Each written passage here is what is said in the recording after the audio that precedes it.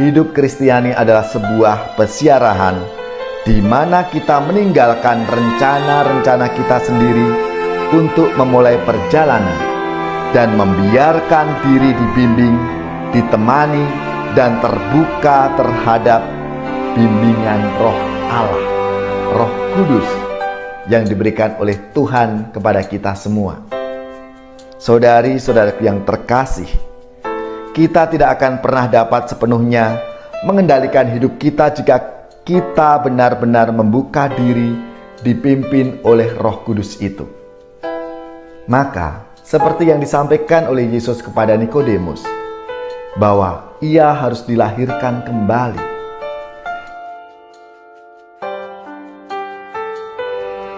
Saudari-saudaraku yang terkasih, berjumpa kembali bersama saya Inspirasiku di Antara. Renungan Harian Selasa 14 April, Pekan Paskah yang kedua. Semoga kita bersama keluarga, komunitas kita, selalu dalam keadaan baik, tetap sehat, dan bersemangat.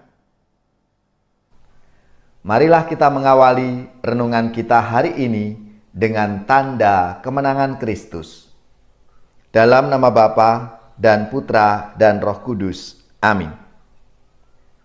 Allah Bapa yang Maha Penyayang, Putra-Mu telah memberikan hidupnya bagi kami. Kami mohon, utuslah Roh Kudus-Mu, dan jadikanlah kami manusia baru yang semakin sehati dan sejiwa, untuk hidup dalam semangat kasih dan berbagi. Dengan pengantaraan Yesus Kristus Putra-Mu Tuhan kami, yang bersama dengan Dikau dalam persatuan Roh Kudus, hidup dan berkuasa Allah sepanjang segala masa. Amin. Dalam nama Bapa dan Putra dan Roh Kudus. Amin. Inspirasi kita hari ini dari Injil Suci menurut Yohanes, bab 3 ayat 7 sampai 15. Marilah kita baca bersama-sama dan kita renungkan. Dalam percakapannya dengan Nikodemus, Yesus berkata, "Janganlah engkau heran, karena aku berkata kepadamu, kamu harus dilahirkan kembali. Angin bertiup kemana ia mau.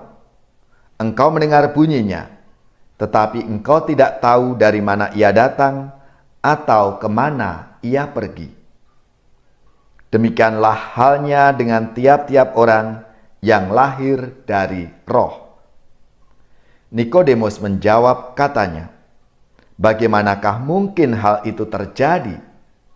Jawab Yesus, "Engkau adalah pengajar Israel, dan engkau tidak mengerti hal-hal itu.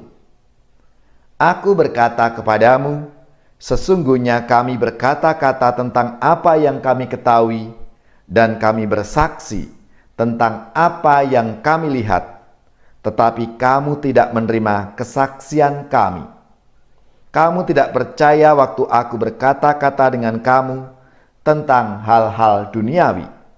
Bagaimana kamu akan percaya kalau aku berkata-kata dengan kamu tentang hal-hal surgawi? Tidak ada seorang pun yang telah naik ke surga selain Dia yang telah turun dari surga, yaitu Anak Manusia. Dan sama seperti Musa meninggikan ular di padang gurun, demikian juga Anak Manusia harus ditinggikan, supaya setiap orang yang percaya kepadanya beroleh hidup yang kekal." Demikianlah sabda Tuhan. Terpujilah Kristus. Saudari-saudaraku yang terkasih, banyak orang mengira dengan menjadi pengikut Kristus itu hidupnya akan lebih nyaman, akan lebih terhormat. Tak jarang lalu orang berlomba-lomba untuk meraih posisi tertentu yang dianggap menguntungkan dan menambah kebanggaan diri. Padahal Yesus tidak menjanjikan jaminan akan rasa nyaman apapun kepada para murid-Nya.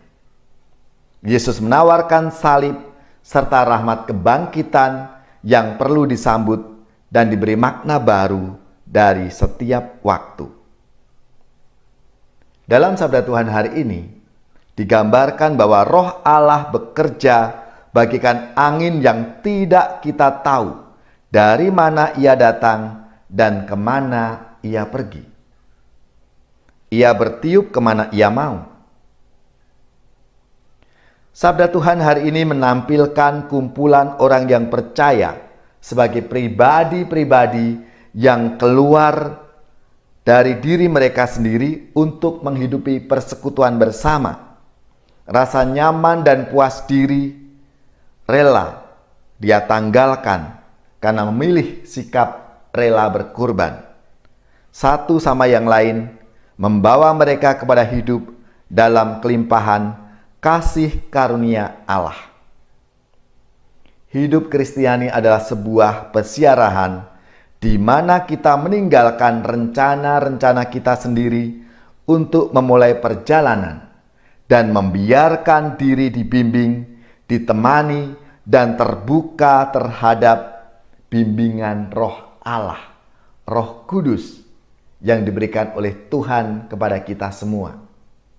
Saudari-saudaraku yang terkasih, kita tidak akan pernah dapat sepenuhnya mengendalikan hidup kita jika kita benar-benar membuka diri dipimpin oleh Roh Kudus itu. Maka, seperti yang disampaikan oleh Yesus kepada Nikodemus, bahwa ia harus dilahirkan kembali.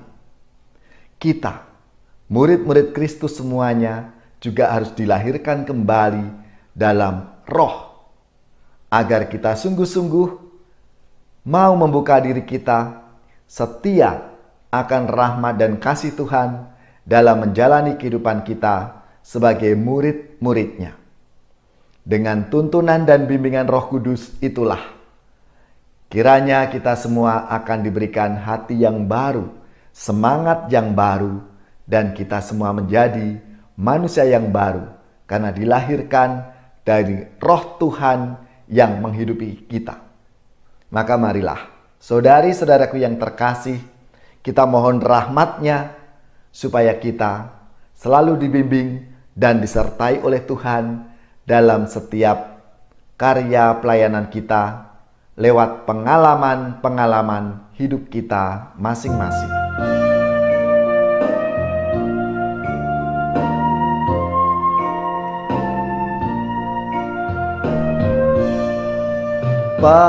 Padamu Tuhan dan Allahku, ku persembahkan hidupku.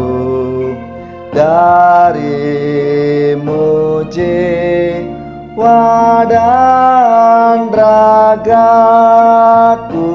hanya dalam ku teduh. Hatiku yang Engkau pulihkan, padamu juga ku berikan.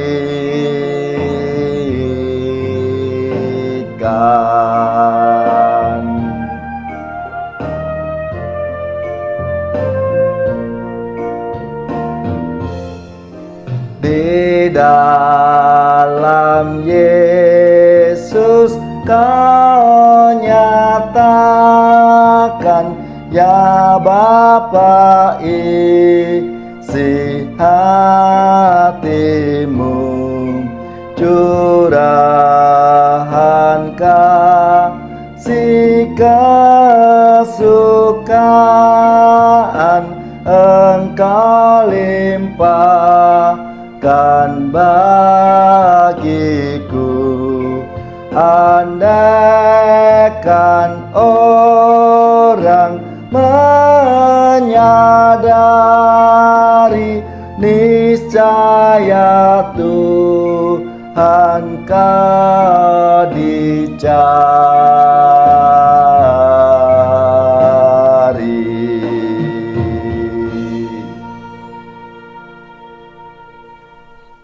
Saudari-saudaraku yang terkasih, Marilah kita siapkan hati kita untuk menerima berkat Tuhan. Semoga saudara-saudari sekalian, keluarga-keluarga, komunitas kita, orang-orang yang kita doakan, mereka yang sakit, yang menderita, seluruh tugas, belajar, pekerjaan, usaha serta karya pelayanan kita dibimbing, dilindungi dan diberkati oleh Allah yang Maha Kuasa, Bapa dan Putra dan Roh Kudus. Amin.